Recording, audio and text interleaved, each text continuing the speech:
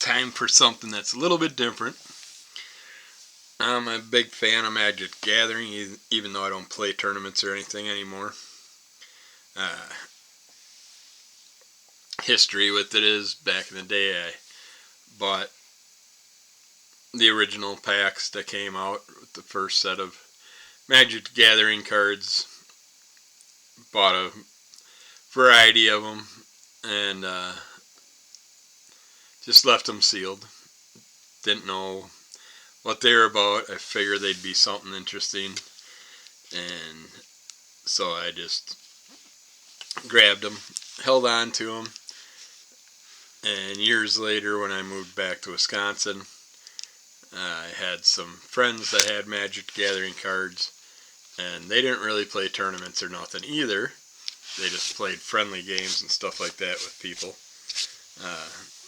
Other people that had cards, they probably didn't fully play to the tight rules. Basically added their own little quirks and stuff. When we first started out, some of the people were playing instants and sorcery cards when they shouldn't. And we worked around it, figured it out, fixed it all. But eventually I had a shed behind my house. That was a nice clean shed that we put a big table in, and we'd have 6 to 10 people come, and we'd have Magic tournaments, but we'd do it where everybody played against everybody, or we'd set up teams or something like that. But yeah, just go around the table and you could attack whoever the heck you wanted to. We allowed any type of decks, so we had one guy that showed up with a replicator deck that pretty much within 3 to 5 turns, depending on what kind of luck of the draw he had, he'd end up being able to put out like 1,000 creatures. So basically you couldn't touch them. He'd wipe everybody out, but we found ways to beat that and stuff eventually, and yeah, I made quite a few interesting decks. But I still like to see the cards. I mean, they have a set that comes out every month, and there's so many sets out there nowadays. But I like to keep up to date, kind of see what the rules are and what they're running on. And now they did bring back open format a couple of years ago. I found out they have tournaments with those where you can have any card from any decks and play in the tournaments like that, which is cool. So you can play out the old, more popular Nightmares, and if you're lucky, a Black Lotus or anything like that you have, get your hands on. I still got all my original pack cards, but if I would have had the pack still sealed at one point, I think they're selling for the original boxes for $40,000 a box. So that kind of bummed me out when I heard that. So don't know what they're going for nowadays, but there was a high point, and by then I had mine all open. So I wanted to kick the shit out of my friends that got me into playing it because of that. But I didn't find no Black Lotus or anything. I got my Nightmares and all that stuff. I got a few of those. And I still have the original cards that I had still in my loose cards.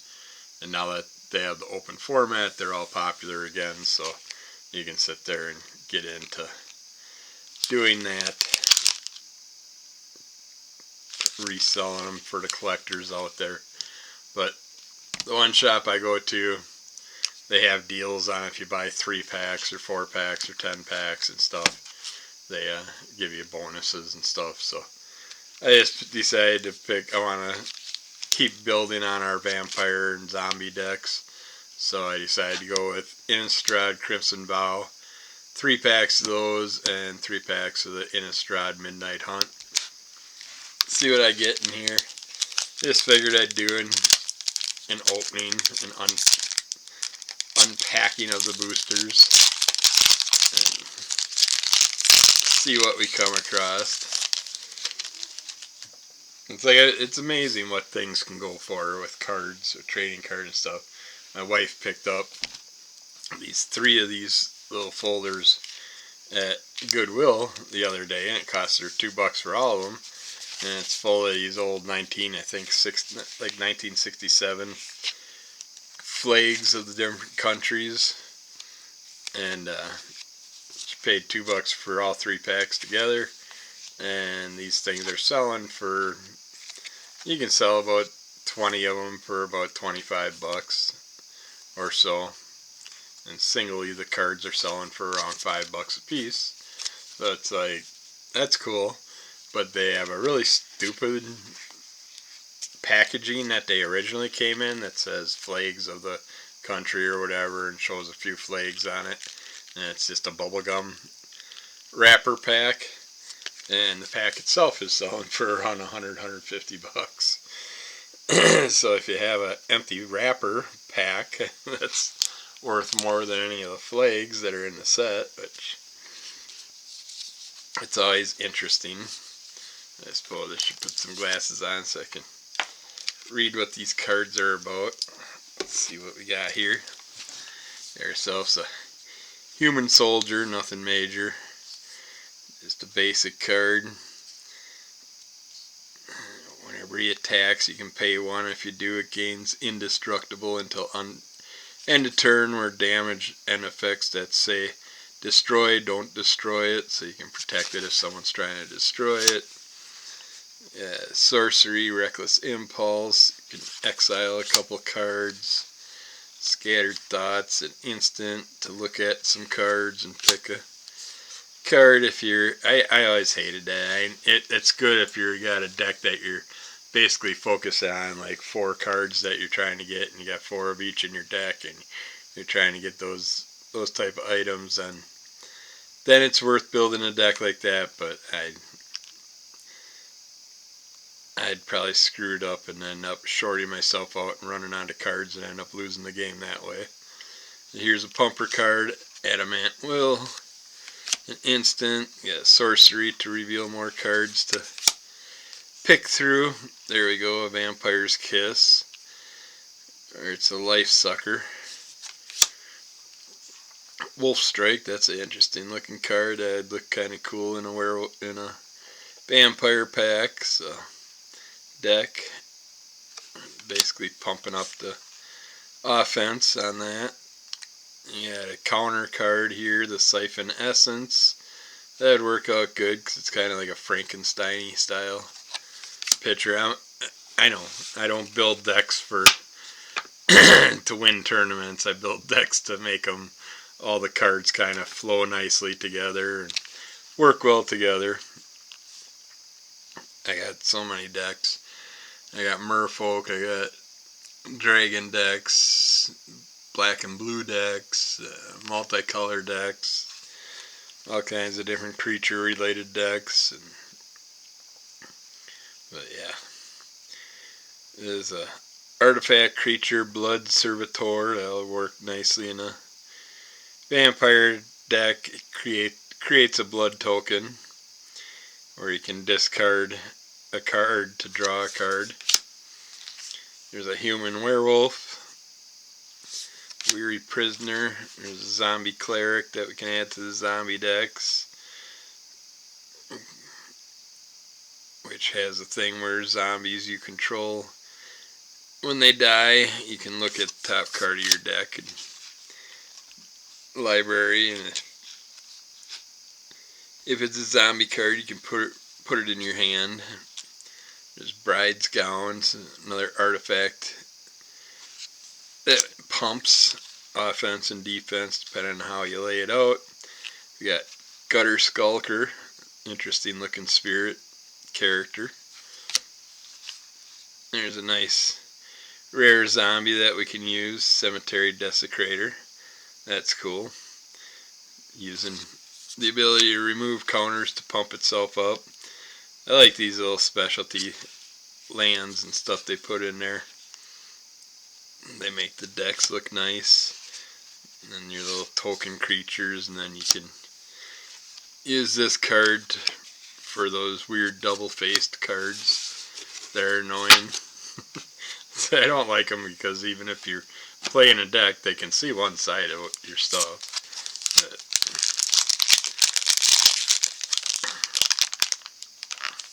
for a minute there, I didn't even think the timer was going, so I didn't think I was recording. I've been having problems with recordings lately, and I got a video editor, and I can't figure the damn thing out. I'm too technologically illiterate. Spirit creature with flying. Don't really care for those, but got a human shaman that's got some flame damage. Another spirit creature that's a defender. Got enchantment to pump up stuff, nurturing presence. There's another wolf strike, another vampire's kiss. Wedding invitation. You can draw a card when it enters the field and then sacrifice it. Target creature can't be blocked. If it's a vampire, it also gains lifelink, so you pump up your life. Chill of the Grave. This spell costs 1 less to cast. If you have control of zombie, this is what I like doing in the decks, is having these because they can be freebies, stuff like that. If you have a deck that's all zombies, then if you're playing against someone that has a card that affects all of one type of creature, then you're screwed if they call out the zombies. So I like to throw the zombies, werewolves, vampires all nicely together. So I have something to back yourself up on. Another human werewolf, human ranger with pumpable abilities. Groom's Finery, that's a nice little casket design picture there with a vampire's outfit inside the casket. It's an attachment that pumps things up. Distracting Geist Spirit. They have disturb ability. You may cast this card from your graveyard, transformed for its disturbed cost. What's it going to transform into? Oh, this is a flip card. So then I'll flip over to an enchant creature card. Whenever the creature attacks, tap the target creature defending player controls. That's a nice way to tap out a defending player. Oh, here's a nice big female rare vampire with flying.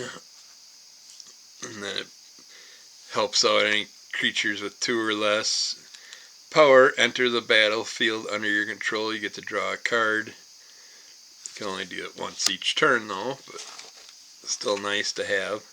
There's another awesome basic land card, a swamp. Ooh, we got a foil vampire related bleed dry card that target creature gets -13 until end of turn. If it dies, exile it instead. That's a pretty badass card for only 4 mana. And a nice blood artifact, and another card for your flip around cards. Last pack of this set.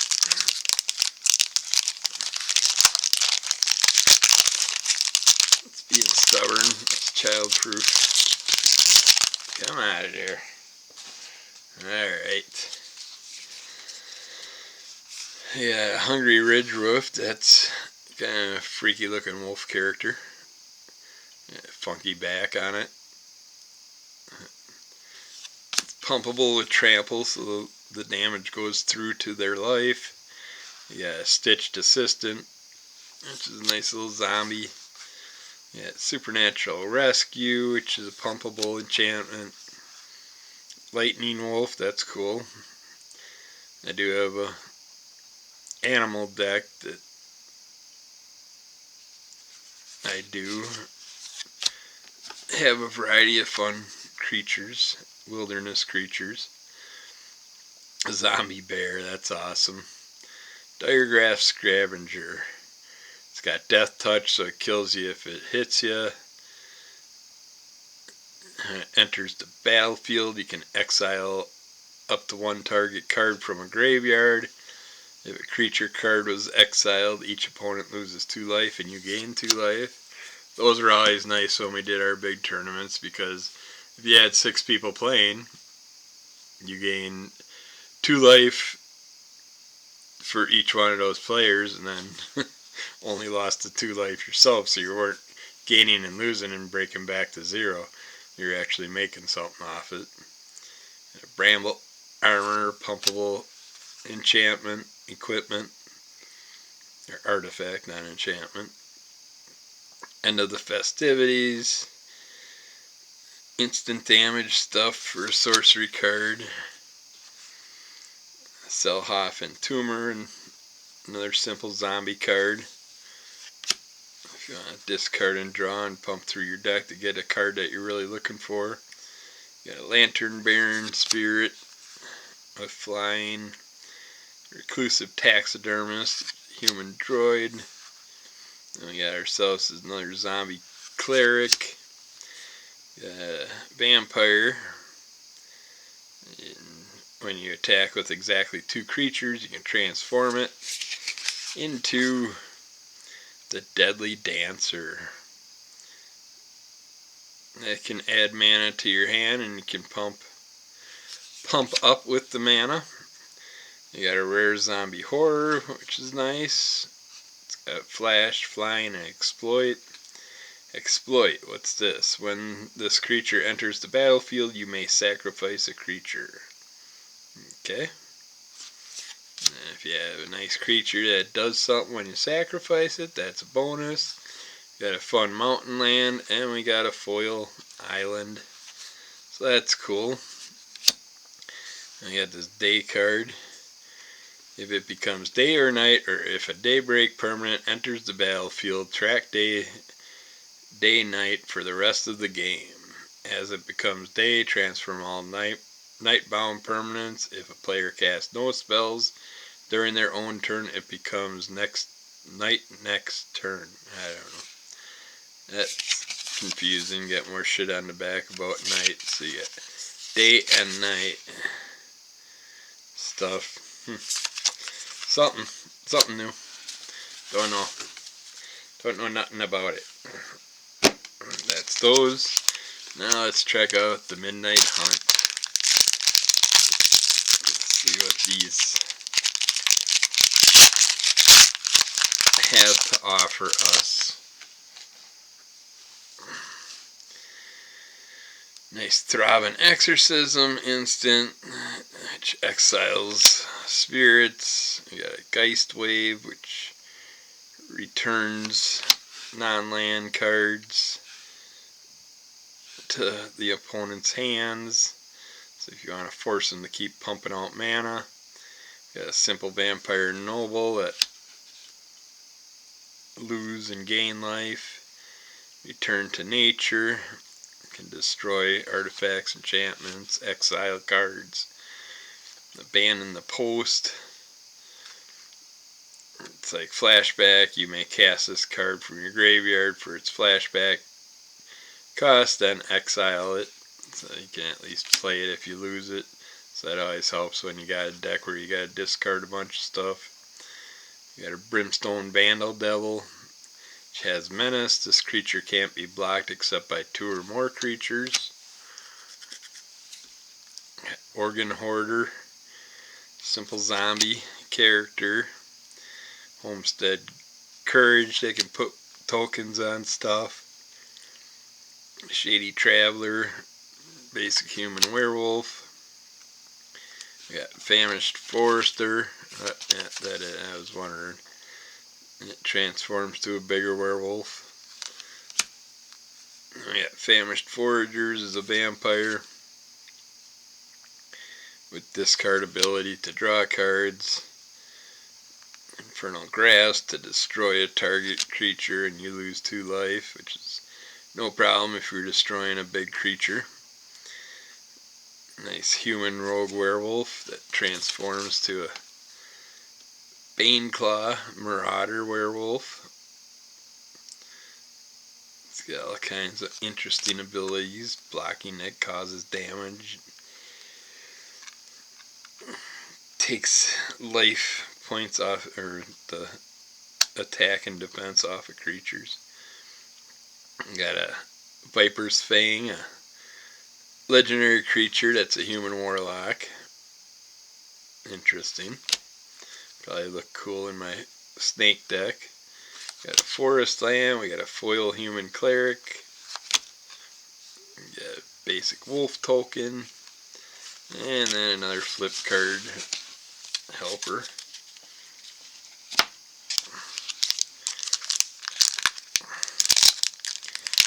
Nothing too overly exciting so far, but we got a couple cards that will go into the deck that I was looking to put them into. Alright, I got Startle. They can create a black zombie, which is nice. Olivia's Midnight Ambush, shrink their powers. Howl of the Hunt. Basic Cleric.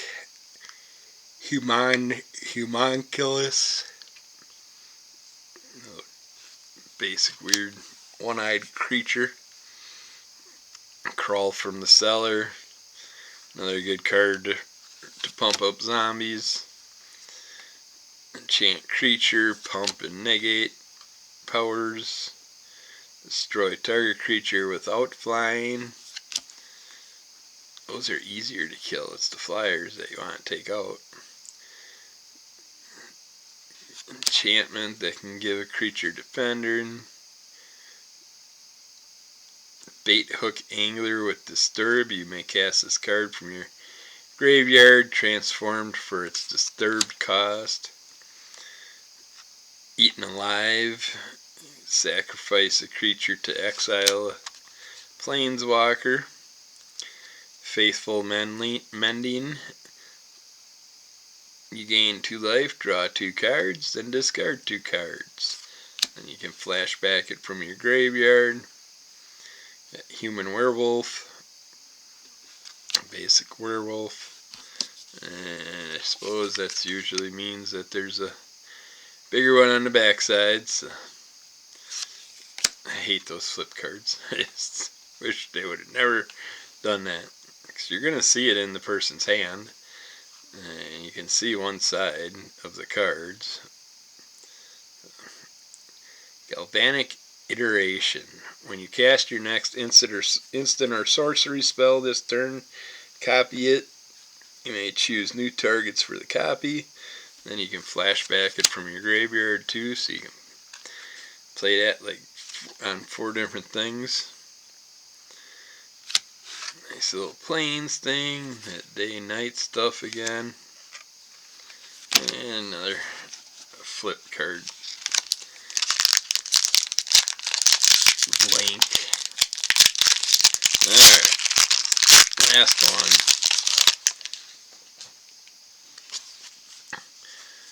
Duel for Dominance. Basically putting counters on creatures if you have things in the rules to get the ability. This artifact for a stuffed bear that you can turn into a 4/4 bear. Storm Rider Spirit with flash and flying ability. No Way Out. Another thing to create zombies. Bramble Armor, just basically armor to pump up your creatures. Creature control card, Pax Betrayal. Moonranger's Slash is an instant that deals 3 damage. Got a Vampire Knight. Trample, 5/4, pumpable. It's not bad. Human Warlock, at the beginning of combat on your turn, if you control 3 or more creatures with different powers, Candle Grove Witch gains flying until end of turn. Tireless Hauler, which is a human werewolf that turns into a bigger werewolf. Has Vigilance and Nightbound. I have no idea what that means. This has Vigilance and Daybound. I'm guessing it plays off those day-night cards. So you have to read those if you had to play that item.